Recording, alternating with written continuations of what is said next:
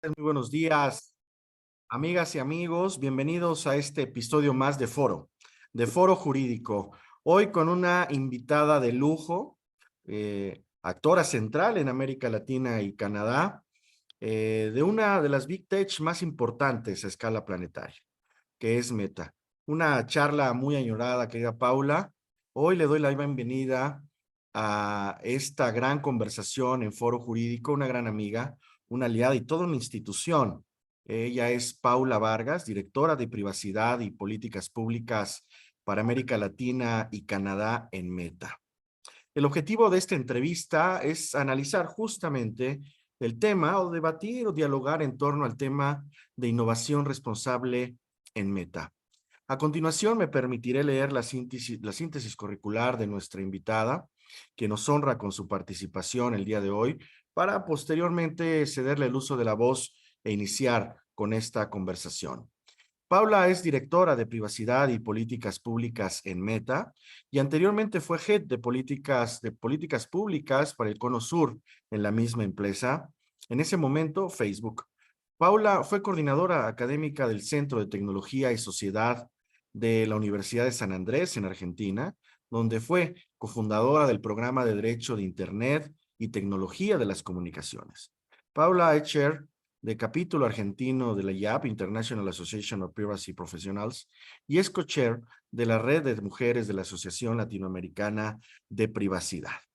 Como pueden ver, además de ser una destacada autoridad en esta materia y que reviste con este sentido muy diversas variables que hoy vamos a dialogar en torno a este tema sobre innovación responsable en Meta, también debo decirles que es una gran amiga y es una gran aliada de los institutos de transparencia y de privacidad en la República Mexicana, yo diría en toda la región. Paula, bienvenida y muchísimas gracias por esta oportunidad. No, por favor, yo soy la agradecida, te saludo Julio César, a tu equipo que tan gentilmente ha organizado esto, a Foro Jurídico, bueno, a todas las personas que nos están viendo en este momento. Buenas tardes, buenas noches, buenos días, donde sea que estén, aquí en Buenos Aires, es claramente de noche, así que disculpas por esta cara de cansada y espero estar suficientemente articulada para mantener esta charla. Pero bueno, soy yo la agradecida, es un honor, y como vos decías, tener estos diálogos. Tenemos un objetivo común, que es la protección de los datos personales y de la privacidad, y tener estos diálogos es clave para hacerlo bien, ¿verdad? Es clave para entender, para discutir, para conocer. Así que bueno, nada, soy yo la agradecida y cuando quieras comenzamos nuestra charla. Bienvenida, Paula, y de verdad muchísimas gracias porque además eres muy generosa.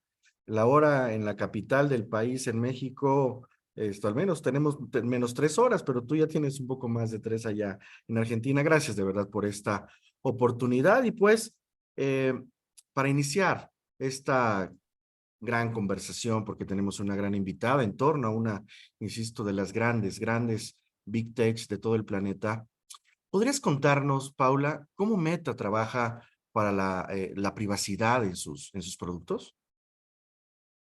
Por supuesto, y realmente es una oportunidad para mí poder contar cómo funciona nuestro programa global de privacidad, un programa que nosotros tenemos, por supuesto, desde hace mucho tiempo, pero que en el año 2019 tuvo una revisión, una actualización que lo llevó a una escala que realmente no tenía precedentes en la compañía. Ahora voy a contar por qué, cuáles son los elementos de ese programa. Y me parece que para todos los que trabajamos en esto, entender cómo es la práctica de la protección de la privacidad, cómo una empresa que hace productos que por supuesto utiliza datos personales, son productos personalizados, eh, eh, eh, embebe la privacidad en sus decisiones de producto. Creo que es algo interesante para todos y sobre todo porque nosotros continuamos revisando nuestro programa a medida que evoluciona la tecnología, que evolucionan las expectativas sociales, que evolucionan las regulaciones, nuestros servicios, y algo que decimos siempre es que la privacidad no es un checkbox, no es algo que uno dice, ya está, hice el programa y con esto ya estoy. No, es algo en permanente evolución, y también, por supuesto, es clave para nuestro negocio, para la subsistencia de nuestro negocio, de nuestros servicios. Como yo decía antes, el uso responsable de datos es lo que hace que nosotros podamos seguir innovando y prestando nuestros servicios. Digamos, las personas, los reguladores, nuestros anunciantes esperan que nosotros podamos proteger los datos de las personas, que seamos transparentes respecto a nuestras prácticas y que demos controles a las personas para tomar decisiones informadas sobre su privacidad. Entonces, en ese marco es en que funciona nuestro programa de privacidad. ¿Cómo se hace en la práctica? Digo, todo esto que yo dije, bueno, en la práctica. En la práctica lo primero que tenemos es un marco, es decir, un programa, un marco en el que se toman decisiones de privacidad, que tiene un equipo, por supuesto, tiene un equipo especializado a cargo, o muchos equipos podríamos decir. Nosotros decimos que la privacidad es responsabilidad de todos en Meta, de cada uno de sus empleados, y para eso reciben un entrenamiento en cuanto entran. Pero tenemos un equipo especializado, tenemos un equipo que es el que precisamente se encarga de entender cuáles son los riesgos que puede tener un producto o la modificación de un producto y cómo se van a mitigar. Y les doy un ejemplo. Bueno, cada día, literalmente cada día, nosotros interdisciplinariamente o cross-funcionalmente nos reunimos, equipos de legales, nos reunimos, digo, no es físico, pero tenemos reuniones para abordar estos temas, equipos de legales, de políticas públicas, de diseño, los ingenieros de privacidad, y analizamos cuál es esto que yo decía antes, a través de un proceso específico que ahora les voy a contar, que se llama Privacy Review. Entonces, cada día hacemos eso. Cada trimestre nosotros certificamos que nuestros productos y los controles de privacidad están funcionando como deberían, y resolvemos los problemas que puedan existir. Y cada año nuestro CEO certifica que nosotros hicimos lo que dijimos que íbamos a hacer. Esto está controlado por un comité específico de privacidad a nivel de board, de nuestro board, y además por un asesor independiente. Entonces, primero hay un equipo que se ocupa de esto. Y después, estoy resumiendo, ¿no?, lo que es nuestro programa, hay un proceso específico que nosotros llamamos Privacy Review. Este proceso, algo ya les conté, abarca muchos equipos dentro de la compañía, y precisamente es un proceso por el cual cada producto o cada modificación de producto que implica un uso o procesamiento de datos tiene que pasar por todos estos expertos para identificar riesgos y decidir cómo se van a mitigar esos riesgos. Y realmente, si no hay acuerdo entre todos estos expertos, el tema se escala hasta eventualmente el CEO, si fuera necesario. Es decir, no se lanza un producto que no ha pasado por este proceso. Y para que tengan, por ejemplo, una estadística, nosotros revisamos un promedio de 1.200 productos mensuales en este programa, en este proceso de Privacy Review. ¿Qué es lo que guía este proceso? ¿Cuál es el marco en el cual se toman estas decisiones de las que yo hablaba, estas decisiones de privacidad? Nosotros tenemos 8 expectativas, lo que llamamos expectativas internas de privacidad. Entonces, este proceso se desenvuelve teniendo en cuenta estas expectativas. ¿Y cuáles son? Algunas les van a sonar muy familiares, ¿no?, porque suelen estar en la regulación. La finalidad, es decir, el tratamiento tiene que tener finalidades específicas y claramente establecidas. La minimización, cuál va a ser la retención, es decir, los datos se retienen mientras sean necesarios para ser usados para esas finalidades que se establecieron claramente. ¿cuál es la expectativa para el mal uso externo de esos datos? Es decir, ¿qué pasa con ese producto si alguien externo tiene un acceso indebido a esos datos, o si alguien abusa del uso de esos datos, o si hay una pérdida? Esa es otra. Transparencia y control, algo que me van a escuchar hablar muy seguido durante esta charla de transparencia y control. ¿Por qué? Porque las personas tienen que saber cómo sus datos son utilizados, pero no solo eso, sino que las personas hay que darle de la forma que corresponda los controles apropiados para que puedan tomar sus propias decisiones. Entonces, transparencia y control es otra de las expectativas. El acceso y la gestión de los datos, cómo les damos a las personas la capacidad para gestionar sus datos y para acceder a sus datos. La equidad, este es uno que también me van a escuchar hablar mucho, porque la equidad está presente en muchos de los pilares y de los estándares que guían nuestro accionar interno. Entonces, la equidad es cómo identificamos y mitigamos riesgos para poblaciones vulnerables cuando estamos desarrollando un producto y nos aseguramos que ese producto realmente cree valor para las personas. Y finalmente, la octava expectativa de privacidad es el accountability o responsabilidad demostrada. Es decir, cómo mantenemos procesos internos y técnicos, controles técnicos en nuestras decisiones, en nuestros productos y en nuestras prácticas. Entonces, así esto está publicado, tenemos un link si alguien quiere entender más, pero creo que para resumir esta primera explicación, el programa de privacidad hay un equipo de gobernanza, un marco, hay un proceso que es nuestro Privacy Review, y está guiado por estas 8 expectativas de privacidad internas que responden a lo que entendemos son las expectativas de cómo deben ser protegidos los datos de las personas. Pues esto ha sido un resumen sumamente valioso sobre cómo Meta trabaja la privacidad en sus productos.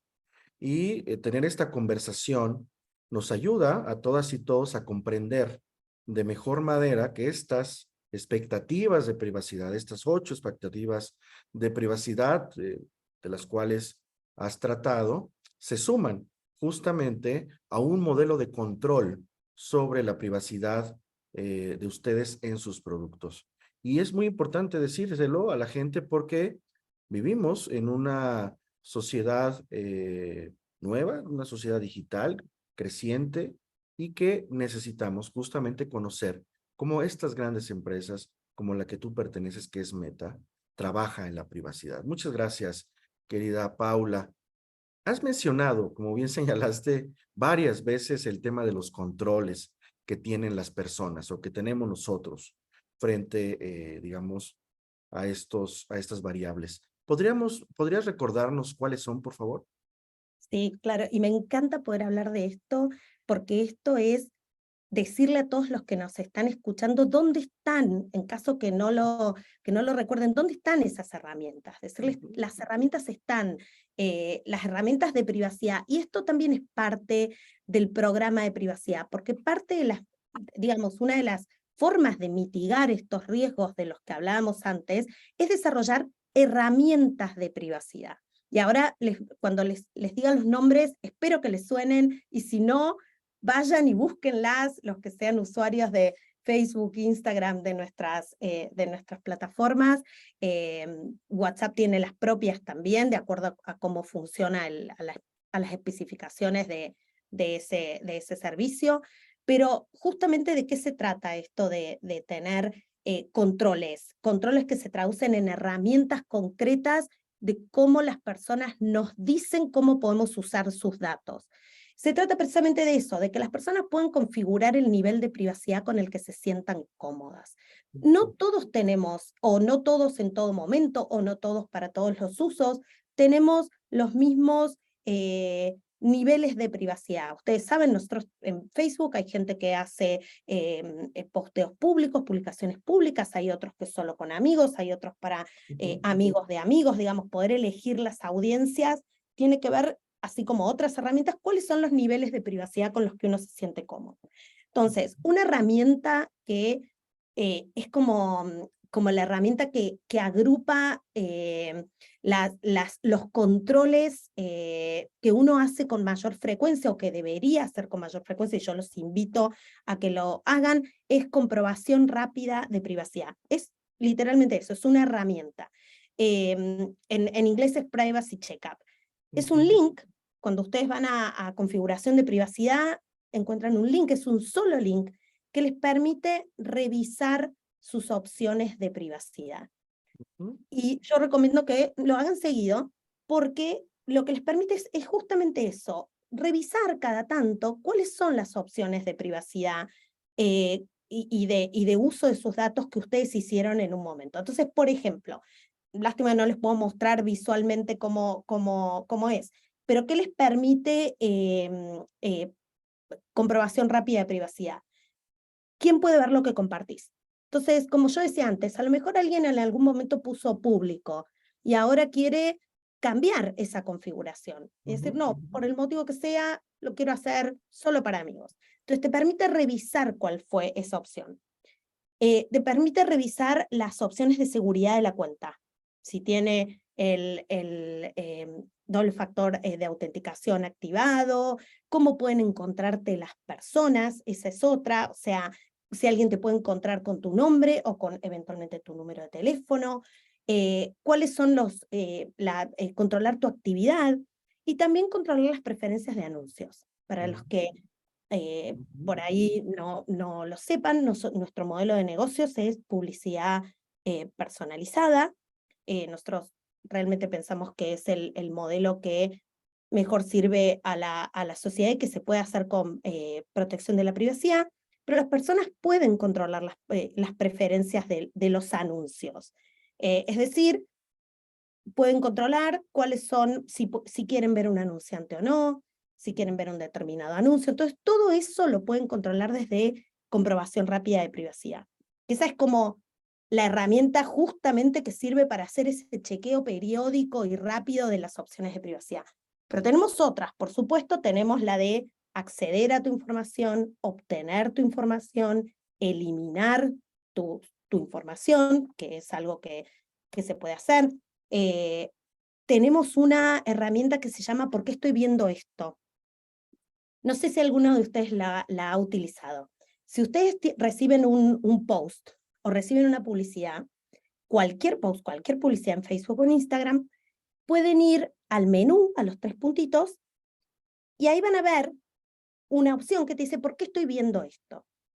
¿Qué te explica esa herramienta? Justamente, ¿por qué te llegó ese post? Después, si hablamos un poquito de inteligencia artificial, es ¿por qué te llegó esa publicación? ¿Por qué te llegó esa publicidad? Y eventualmente, ¿cuáles son los controles que tenés para eso? Bloquearlo, reportarlo, y cómo controlar y entender eventualmente por qué recibiste eso. Esta es una herramienta que hace mucho que está, pero en este año la actualizamos con una finalidad específica que fue dar más transparencia a las personas sobre cómo esa información es usada para entrenar modelos algorítmicos. Es decir, cómo esa información que, que explica por qué una persona está viendo un determinado post o está viendo una determinada publicidad es utilizada precisamente para entrenar los modelos algorítmicos, que son los que después hacen que a uno le llegue un determinado contenido o una determinada publicidad.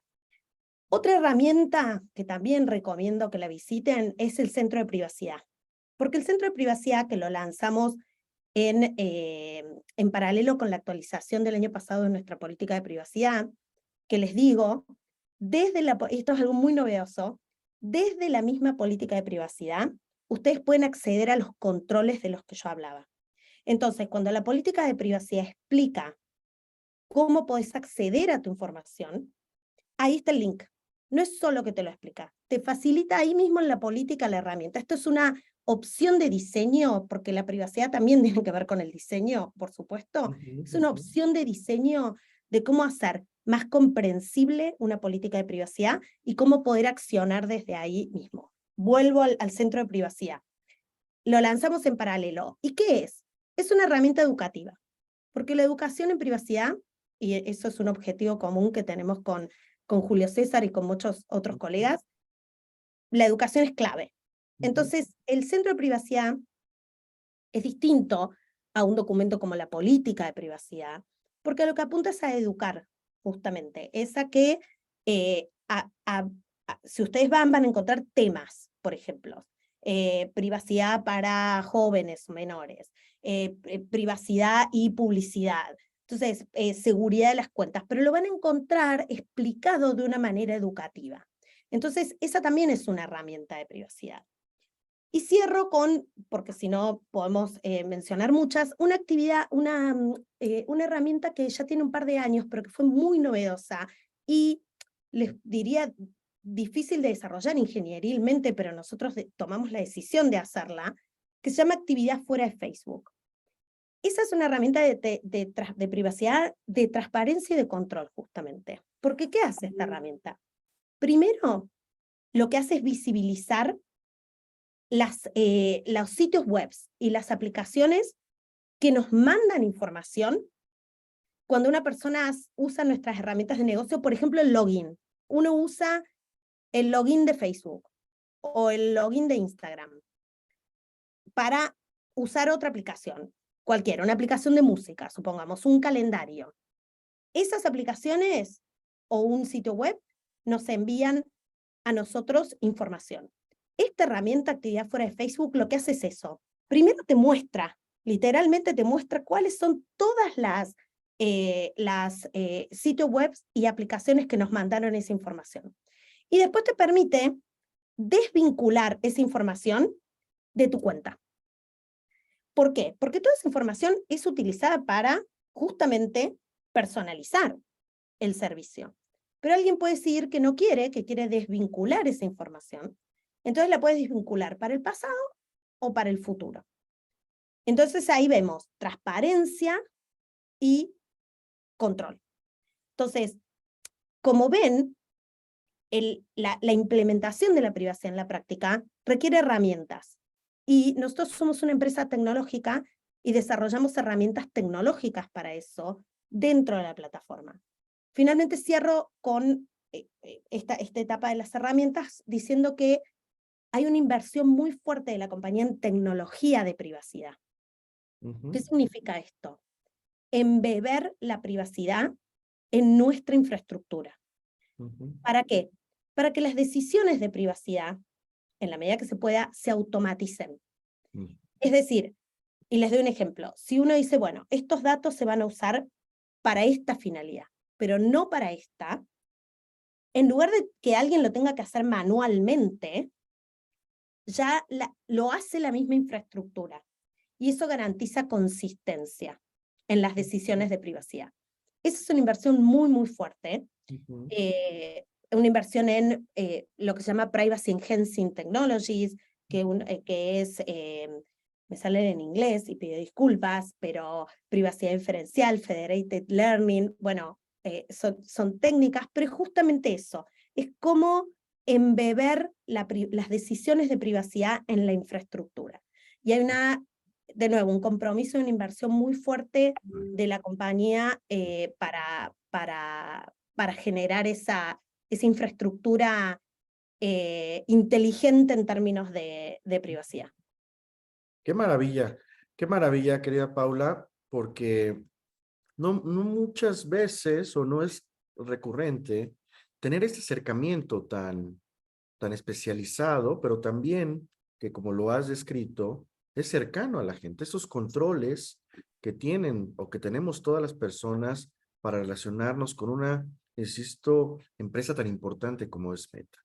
Estas herramientas, estos controles, nos permiten también modelar diversas variables que tenemos frente al uso de Meta y que hoy con esta descripción maravillosa que haces, hemos tenido un acercamiento mucho más claro a estos controles. Muchísimas gracias, querida Paula. Ahora, ¿cómo se refleja este proceso o estos procesos en América Latina?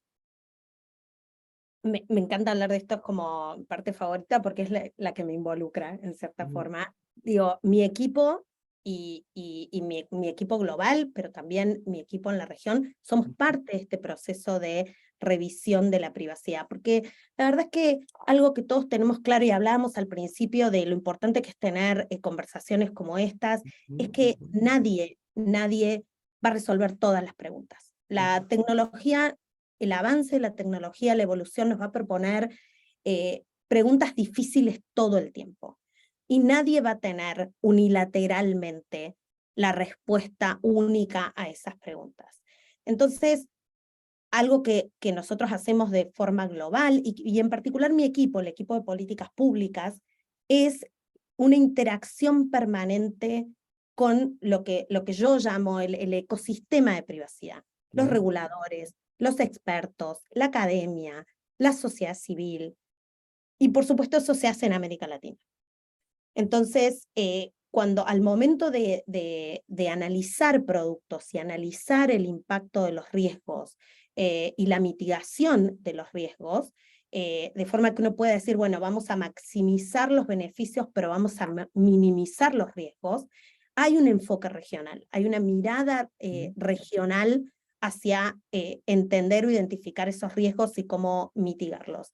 Y eso es lo que hace mi equipo. Por eso Julio César me ves tan seguido en todos lados, Ujú, y a mi ujú, equipo, porque eso es lo que nosotros hacemos. Nosotros tratamos de entender las expectativas que tienen sobre nuestros productos y, por supuesto, ujú, traer esos comentarios adentro de la compañía, ujú, llevárselos a los ingenieros y lo mismo por nosotros tener esas discusiones, ¿no? Participar en esas discusiones. Entonces, por ejemplo, te doy un ejemplo concreto. Nosotros tenemos un grupo de expertos de privacidad. No es un nombre formal, lo llamamos así, pero la realidad es que nos juntamos aproximadamente cada 2 meses con muchos expertos de la región, ya de manera permanente, hace varios años, ujú. eh, y nosotros les presentamos productos aún no lanzados, confidencialmente, y tenemos una discusiones valiosísimas. Nosotros hemos realmente hecho cambios en productos en la medida de lo posible por, por los comentarios que nos han hecho estos expertos. Y realmente son apasionantes esas charlas porque además se da algo que es el aprendizaje mutuo de cómo entender no solo estándares legales, sino entender cómo funciona la tecnología y un producto en la práctica, ¿no? Ujú, ujú. Eh, por supuesto, la interacción con los reguladores, o sea, que un regulador pueda conocer de antemano un producto que se va a lanzar o una política que se va a modificar, y poder tener esa conversación es muy importante y eso lo hacemos, lo hace mi equipo junto con otros equipos. Hemos financiado research independiente en muchos temas, en inteligencia artificial, en metaverso, después si tenemos tiempo hablamos de metaverso. Entonces hay eso, una interacción constante con diversas herramientas, que es de nuevo desde los grupos, desde los workshops específicos por tema, cuando hay un tema muy innovador, muy poco discutido, bueno, poder traer a los expertos y escuchar, y eso se refleja en la región. En la región se hace eso, Meta hace eso, y esa visión se trae adentro de la compañía. Es una gran exposición porque además me encanta este concepto que utilizas sobre el ecosistema de la privacidad. Tan necesario, tan urgente en estos momentos en que el mundo se ha transformado, ha cambiado. Y naturalmente tu experiencia en la región, cómo la compartes, eh, nos llena también de mucha satisfacción este entendimiento sobre los diversos integrantes, personalidades, actores, pero también principios políticas públicas que se generan a partir de esta coexistencia en función justamente de la centralidad que en este momento tiene la protección de los datos personales y la privacidad. Qué maravilla. Muchísimas gracias, querida Paula. Quisiera preguntarte, a propósito de esta experiencia compartida, ¿qué podrías decirme sobre, en concreto, de la innovación responsable en cuanto a tecnologías emergentes que justamente hoy se están discutiendo mucho a escala planetaria? Bueno, mencioné recién inteligencia artificial, mencioné metaverso también, que es algo que ojalá nos dé el tiempo, estoy mirando la hora, creo que nos va a dar para poder charlar Sí. un poco. Y bueno, y sí, inteligencia artificial claramente es un tema que hoy ha tomado una popularidad, digamos, que no tenía hasta hace un año. Sin embargo, ahí una aclaración. Nosotros hacemos inteligencia artificial desde el año 2006, por lo menos, en los inicios de nuestro feed, digamos, de lo que es nuestro feed en Facebook. ¿Por qué? Porque ese feed ya utilizaba machine learning e inteligencia artificial para varios propósitos, digamos. Uno de los propósitos es justamente poder hacer el ranking, ¿no? El ranking de contenido. Ahora puedo explicar un poquito más de qué hablamos cuando hablamos de eso. Para que las personas que usan la plataforma puedan descubrir contenido, nuevos grupos, nuevos contenidos, para nuestro sistema de publicidad, justamente.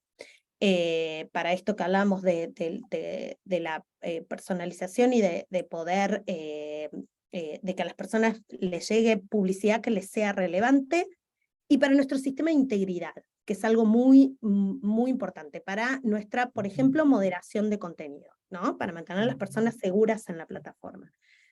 ¿Por qué esto tiene que ver con inteligencia artificial? Bueno, porque nosotros podemos hacer trillones de operaciones en un día para nuestros 2 billones de usuarios en la plataforma. A cada una de esas personas le podrían llegar miles de contenidos. Entonces, la inteligencia artificial es lo que nos permite predecir cuáles pueden ser los contenidos de mayor interés para esa persona. Para eso, obviamente, se utilizan varias señales. Eso es lo que les dice la herramienta esta, porque estoy viendo esto, tiene que ver justamente con esto que estoy hablando. Es, bueno, cómo se hizo esa predicción de un contenido, de una publicidad, que podría ser interesante para la persona. Eso se hace con inteligencia artificial. La inteligencia artificial es la que soporta, digamos, nuestro producto de ranking y nuestro producto de publicidad. ¿Por qué hablamos de integridad para esto? Difícilmente nosotros podríamos hoy tener el sistema de integridad y seguridad en nuestra plataforma si no fuera soportado por la inteligencia artificial.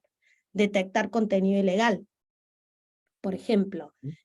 Contenido ilegal me refiero a contenido que no está permitido por nuestras normas comunitarias, que son las que regulan lo que puede y no puede hacerse en la plataforma.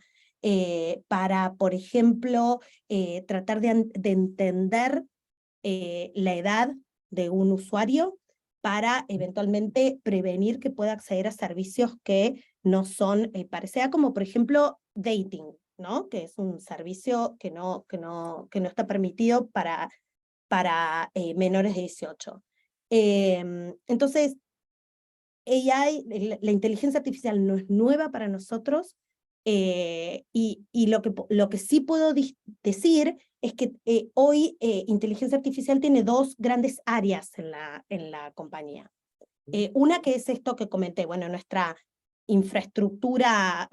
enorme infraestructura de recomendaciones y de ranking, que es la que permite hacer todo esto que yo decía antes, bueno, feeds, reels, nuestro sistema de publicidad, nuestro sistema de moderación de contenido. Bueno, ese es un área. Pero después hay un área que es la de los nuevos, lo que se llaman los modelos fundacionales generativos.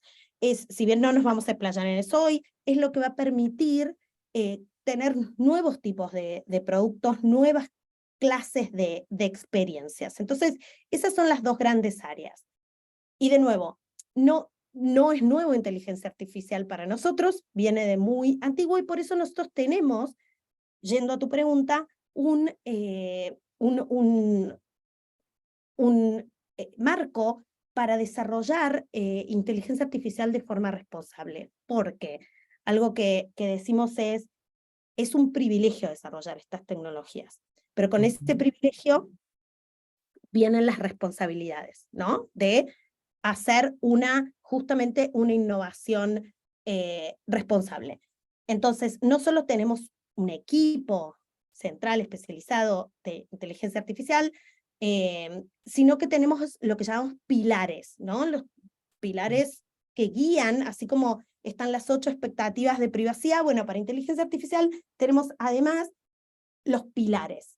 Entonces les voy a contar cuáles son y les voy a dar ejemplos concretos de qué significa implementar esos pilares en la práctica.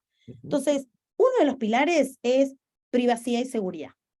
Y privacidad vuelvo a lo que les conté al principio, nuestro programa global de privacidad es el que justamente analiza todos nuestros productos, incluidos los que son soportados o apoyados por inteligencia artificial, para comprender los riesgos a la privacidad y cómo mitigarlos. Algo que decía antes, la inteligencia artificial también genera oportunidades para la privacidad.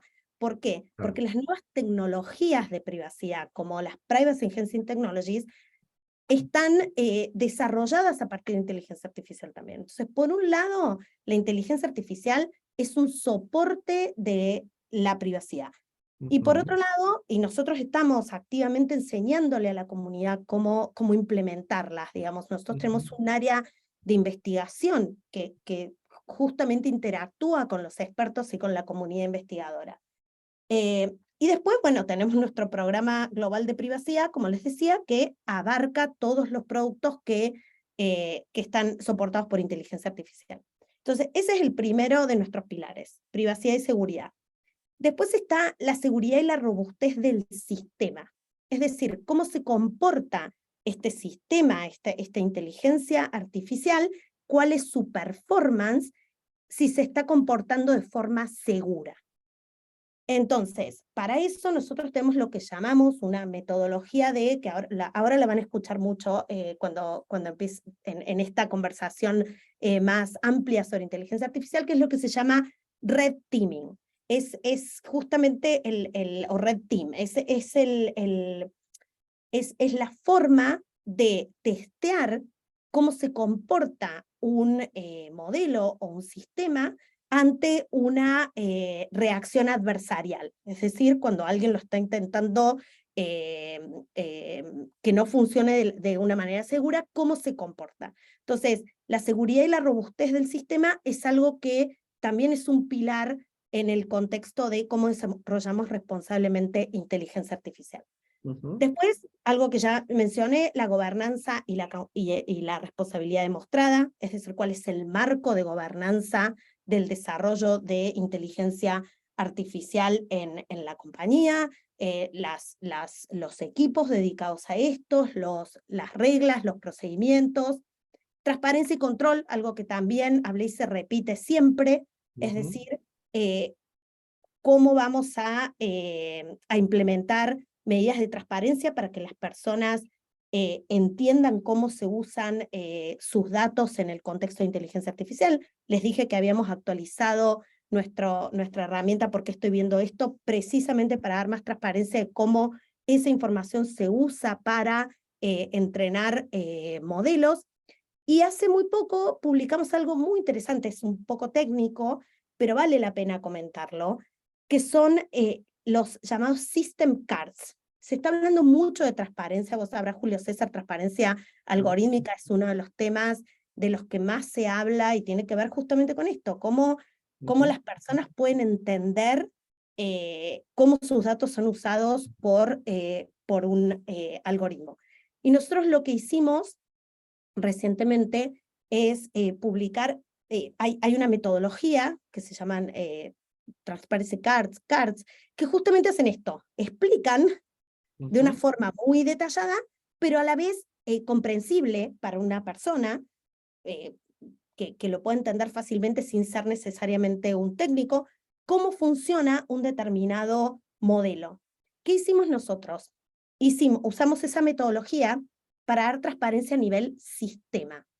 ¿Por qué? Porque muchas veces una tarea, por ejemplo, newsfeeds en Instagram, no lo hace un solo modelo, es un sistema de modelos, ¿no? Un sistema de algoritmos que entre todos producen un determinado resultado. Entonces, tener transparencia sobre un solo modelo a veces no necesariamente implica tener transparencia sobre, por ejemplo, cómo los datos se usan para Newsfeed. Entonces, nosotros publicamos estas 22, publicamos model cards, que realmente llevan tiempo y llevan mucho expertise de desarrollar.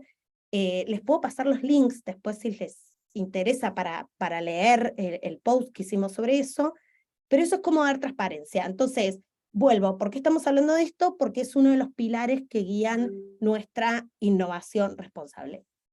Y por último, pero no por eso menos importante, el pilar de equidad e inclusividad.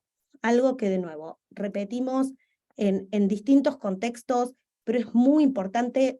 También sabrá Julio César, uno de los temas que más preocupaciones generan es el tema de la posibilidad de que los algoritmos discriminen negativamente, digamos, de que tengan un bias.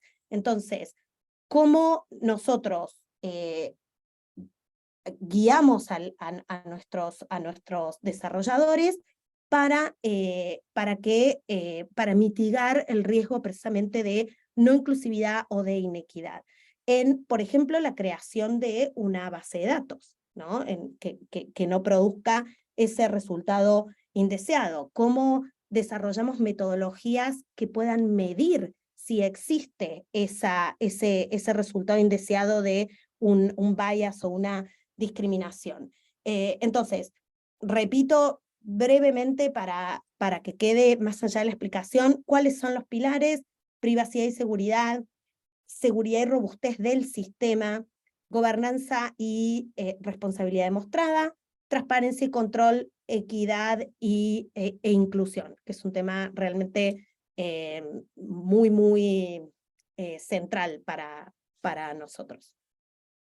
Maravilloso, maravilloso, Pablo. Insisto, está siendo una conversación más que interesante, necesaria y urgente, porque nos invita a conocer con mayor profundidad y con un sentido también más profundo esos que son los pilares de innovación responsable en Meta. Porque además, hay que decirlo, esta empresa, Meta, ha trabajado, como tú lo has señalado, desde siempre en una ruta creciente, progresiva, en materia de innovación responsable para las tecnologías, tanto actuales como otras que son emergentes. Ya nos explicaste que en inteligencia artificial, por ejemplo, bueno, es un concepto que ha cobrado relevancia particular este año, pero con el que ustedes han venido trabajando y desarrollándose ya hace un buen tiempo.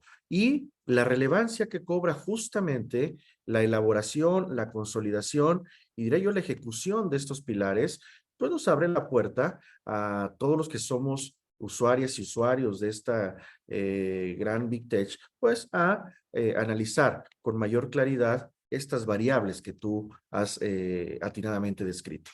Quiero aprovechar, Paula, en este momento para agradecerle a toda nuestra audiencia su gentil participación. Tenemos saludos desde Ciudad Juárez, aquí en Chihuahua, en Oaxaca, en Veracruz, en Miguel Hidalgo, en Ciudad de México, en Iztapalapa. Veo que también están desde Tamaulipas, también en Puebla, en Tlaxcala, desde Tabasco también nos acaban de escribir. En fin, ha llamado poderosamente la atención esta conversación y cómo no, Paula. Gracias una vez más por permitirnos este acercamiento, insisto, más que necesario con estos grandes temas que ocupan hoy la agenda pública pues, de prácticamente todo el planeta. Cuéntame, para ir cerrando, para que más nos da tiempo, que es un temazo, que ya nos anticipaste algunas cosas, pero ¿qué es el metaverso? ¿Por qué debería importarnos? ¿Y cómo están haciendo para desarrollarlo de manera responsable, querida Paula? Bueno, primero lo que quiero decir es que yo también saludo de nuevo a toda nuestra audiencia y me gusta ver gente de diversos lugares. Yo también vivo en un país federal, digamos, Ujú. donde siempre es bueno ver que hay personas de distintas regiones compartiendo. Así que vuelvo a saludar a la audiencia. Y bueno, el metaverso, nos metemos en estos minutos finales un poco en el futuro. En el futuro, digamos, en cierta forma, lejano pero cercano a la vez. ¿Por qué digo lejano? Porque lo que nosotros presentamos hace ya un par de años, y que incluso implicó un cambio de nombre de nuestra compañía, es nuestra visión del metaverso. Y esa visión del metaverso, de lo que es el metaverso para nosotros, por eso hago esa aclaración, es una visión a una década, diríamos. Es decir, si yo tuviera que decir estamos hoy en el metaverso con la visión meta, no, el metaverso es una visión a 10 años, 15 años, pero las tecnologías que van a llevar a desarrollar este metaverso ya están acá, digamos. ¿Por qué distingo esto? ¿Por qué distingo una visión a más de una década? Porque bueno, ahora les cuento qué es el metaverso en nuestra visión y eso van a entender por qué hablo de esta visión temporal. Porque el metaverso, digamos, una de las cosas que creo que es necesario como reforzar cuando hablamos de metaverso, es que nada se compara con estar juntos, ¿no? Está claro. Todos preferimos eventualmente encontrarnos. Pero la realidad es que a veces no podemos, como en este caso, y la tecnología nos ayuda indudablemente a conectarnos. Estoy diciendo algo que estando hoy todos conectados digitalmente es una obviedad.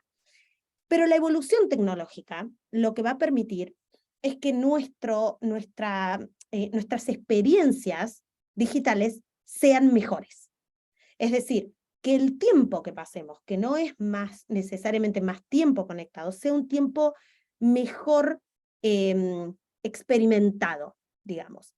Y ahí es donde el metaverso puede ayudar a que esas experiencias de conexión sean mejores que las que tenemos hoy. Porque hoy, bueno, estamos mediados por una pantalla, ¿no? Entonces, ¿qué es el metaverso para nosotros? El metaverso es, diríamos, la evolución de las tecnologías sociales y es la nueva Internet, es el sucesor de la Internet móvil. O sea, nosotros hoy nuestra Internet es móvil, es la primera Internet que nos permitió mandarnos textos, después nos permitió audios, después nos permitió videos. Hoy esa evolución nos va a permitir una experiencia más inmersiva, que es justamente el dato característico del metaverso, que es la sensación de presencialidad. Y a eso es a lo que iba con una experiencia más digamos, una mejor experiencia digital, que es esta sensación, esta posibilidad de sentir que estamos en el mismo lugar, aunque no estemos en el mismo lugar, la sensación de presencialidad. Entonces, esa es una de las, diríamos, de las primeras notas distintivas de qué es para nosotros el metaverso. El metaverso no es necesariamente realidad virtual solamente. Podemos pensar en el metaverso como un espectro donde la realidad virtual la realidad virtual es esta en la que, bueno, uno usa un dispositivo que te aísla de tu mundo físico y te da este sentido de presencialidad del que hablábamos recién, de inmersión en una realidad virtual.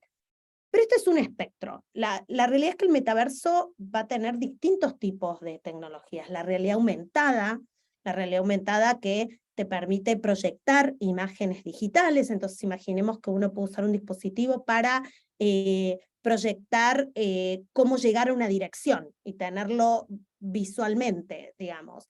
o la realidad mixta. La realidad mixta es la que permite justamente insertar esta realidad aumentada en el mundo físico. Entonces podemos hablar de un espectro con distintos puntos de ingreso al metaverso. Y eso es una de las notas características también del metaverso, este sentido de presencialidad, esta multiplicidad de tecnologías, de las cuales, por supuesto, la inteligencia artificial forma parte también, y podemos pensar en una figura muy importante, son los avatars, porque los avatars van a ser nuestra representación en este metaverso, que de nuevo, para nosotros una característica muy importante del metaverso es la interoperabilidad. Es decir, esto de poder pasar de un mundo digital a otro en un meta, y por eso es que esta visión es a largo plazo, digamos, porque hace falta todavía mucho desarrollo para que eso ocurra, más allá de que algunas de las tecnologías, como yo decía antes, ya están acá. La inteligencia artificial, la realidad virtual, la realidad aumentada, ya están acá. Pero esa visión interoperable del metaverso, aún no. Entonces, ¿qué es importante para Meta que las personas sepan? Que el metaverso no es de Meta. Entonces, lo que Meta quiere hacer es desarrollar para el metaverso. Pero el metaverso, así como no hay una internet de Meta o de cualquier otra organización, el metaverso va a ser de muchas organizaciones en distintas capas de esta interoperabilidad que hablaba, no nos va a dar el tiempo para ir en tanto detalle, pero el metaverso no es de Meta. Meta va a desarrollar para el metaverso. Pero la experiencia necesariamente tiene que ser colaborativa y tiene que ser colectiva, algo que ya hablamos también.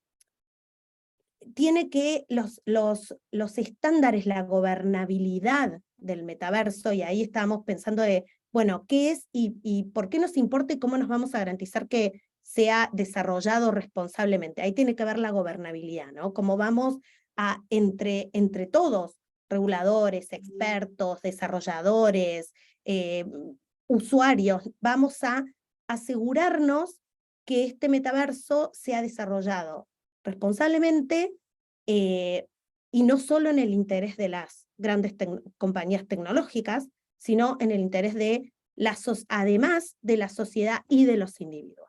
Entonces, una experiencia colectiva, colaborativa, no es de Meta, es el sucesor de la Internet móvil y es la evolución de las tecnologías sociales. Eso es para nosotros el metaverso. ¿Por qué nos importa? Uno puede decir, bueno, porque el metaverso puede realmente permitir, puede tener usos que realmente sean revolucionarios en áreas como, y ya lo estamos viendo, educación, salud. Si publicamos algo sobre los usos en educación y realmente es fascinante entender cómo nosotros que estamos acostumbrados a recibir conocimiento de forma pasiva, ¿no? Nos explican y lo que es poder aprender en un contexto inmersivo, donde incluso podemos salvar barreras de distancia, de recursos económicos, alguien que no va a poder visitar un museo, pero lo puede recorrer virtualmente.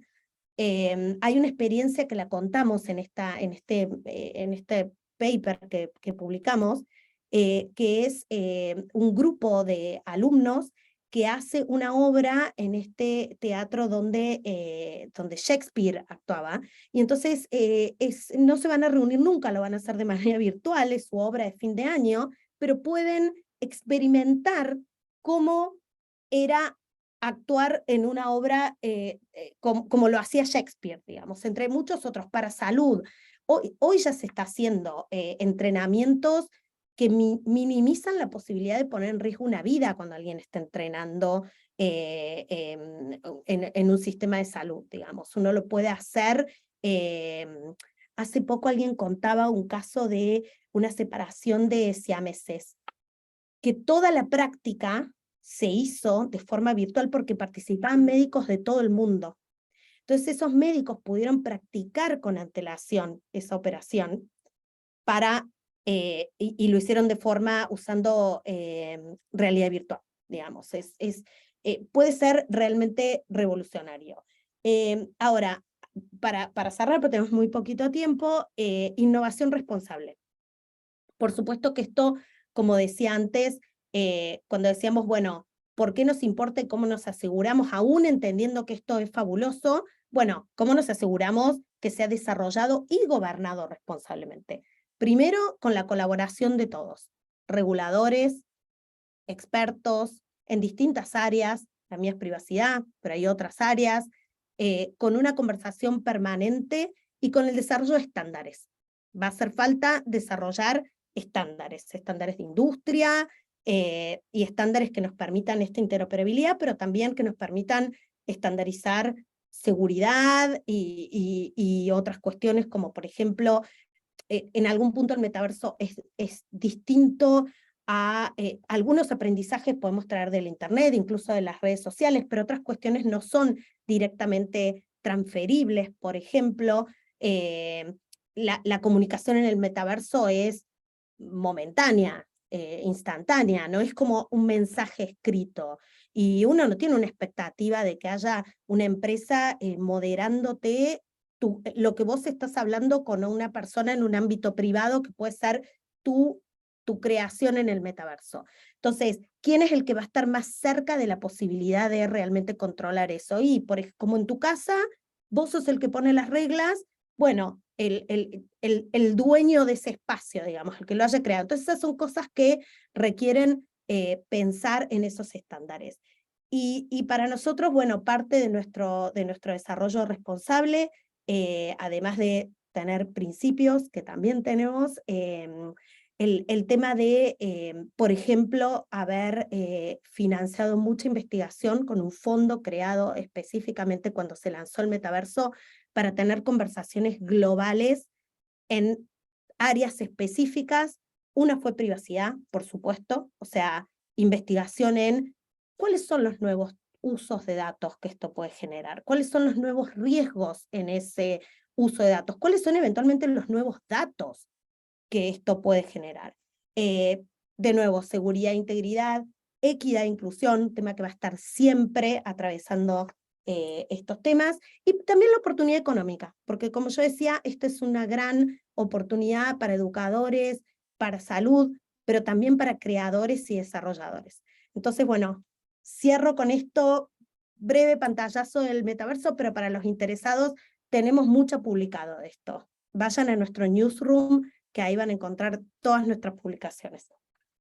Querida Paula, de verdad, muchísimas gracias. Hemos estado recibiendo por parte de nuestra audiencia comentarios maravillosos sobre esta disertación, esta charla que ha sido más que interesante, inteligente, muy atractiva, visionaria incluso.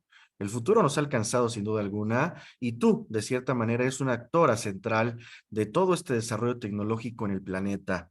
Debo decirles, además, a quienes nos están observando que Paula, insisto, como lo dije al inicio, además de ser muy querida por nosotros y por nosotros en el mundo de la transparencia y la privacidad, ha sido muy generosa, porque en Argentina, en Buenos Aires, ya son casi las 11 de la noche. Agradecerte mucho, Paula, esta gran oportunidad que le brindaste a esta gran audiencia. Todas y todos nos hemos quedado con muchas ideas, reflexiones y variables que seguramente seguirán a debate. Si pensamos hoy en pleno siglo XXI en los medios tecnológicos de cualquier especie y particularmente Meta, como elementos relacionados con la formación, construcción y deconstrucción de la opinión pública, su vinculación con la conformación misma de las democracias y de la sociedad es muy clara. Hoy tienen el potencial ustedes de interactuar para facilitar a la sociedad una arena común y pública para el intercambio de ideas, el afianzamiento del pluralismo, la participación de las personas, así servir al fortalecimiento de las condiciones democráticas y el ejercicio de muchos derechos y libertades, como los acabas de señalar, con un enfoque muy claro, centrado en las personas. Mira, siguen llegando saludos desde Guanajuato, Estado de México, GAM, Ciudad de México, en fin. Gracias de verdad, Paula, por esta gran oportunidad. Insisto, te enviamos un abrazo con mucho cariño, respeto y admiración, como siempre te lo hemos dicho. Agradecerle también a nuestro querido director general, el doctor Elías Huerta Pichas, por darnos una vez más la oportunidad de intercambiar un diálogo dinámico, inteligente, visionario, con una gran amiga, una gran experta y con toda una autoridad que tiene en América Latina y en Canadá. Gracias, querida Paula. No sé si quieras mandar un mensaje de cierre, por favor. No, gracias a ustedes por escucharme, por participar. Hay unas preguntas buenísimas, las voy a anotar. Algunos de los que preguntan los conozco, así que les voy a contestar por WhatsApp a todos los que pueda. Fátima, esto es para vos. Y lo importante de tener estos diálogos, ese es mi mensaje. Es fundamental que todos podamos, en la medida de lo posible, participar sobre estas conversaciones para que la innovación responsable realmente se pueda hacer realidad de una manera justamente responsable. Así que cierro con eso, con seguir participando de estos diálogos. La Fátima ya contestó también. Moisés dice que excelente noche de invierno en Buenos Aires. Bueno, en fin, hemos quedado maravilladas y maravillados con esta gran charla, Paula. Gracias de verdad por tu solidaridad y gentileza. Te envío un abrazo Gracias, muy fuerte y que la vida reparta suerte. Nos encontramos muy gracias. pronto. Buenas noches. Gracias. Hasta muy pronto.